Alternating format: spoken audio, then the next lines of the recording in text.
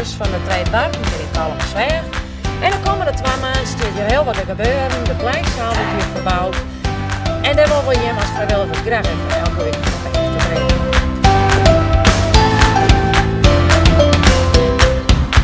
Ik ben hier aan onze kant bij Henk Wimstra, de voorzitter van de Twee Dwarpen. En Henk, wat staat hier de komende 2 maanden te gebeuren bij de Twee Dwarpen?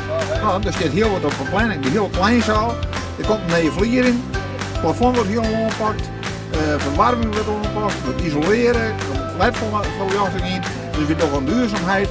En het wordt volle meer eigen tiertsmaak. Wie een prachtig zaaltje, maar het past net meer in deze tiert. En dat wordt nog heel wat verloren, dat wordt heel erg sfeer. Maar Henk, hoe belangrijk is het Treedwarp van Kalmsweg? Ja, dat is heel belangrijk, het is het middelpunt van het dorp. En er is zoveel verenigingswerk hier, darten, school, biljarten, schildersclub. Er wordt een deel van het Treedwarp sneeuws verhuurd aan de evangelische gemeente Kalmsweg. Binnenkort krijgen we hier kinderopvang. De fysiotherapie van mensen die even bij bijstrutten worden, maar we zijn van alle markten pensioen. Maar het mag wel werken, we moeten bij de tijd mee.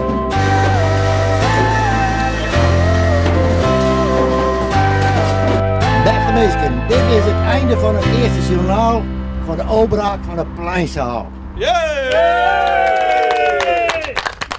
Nou, ik ben er al.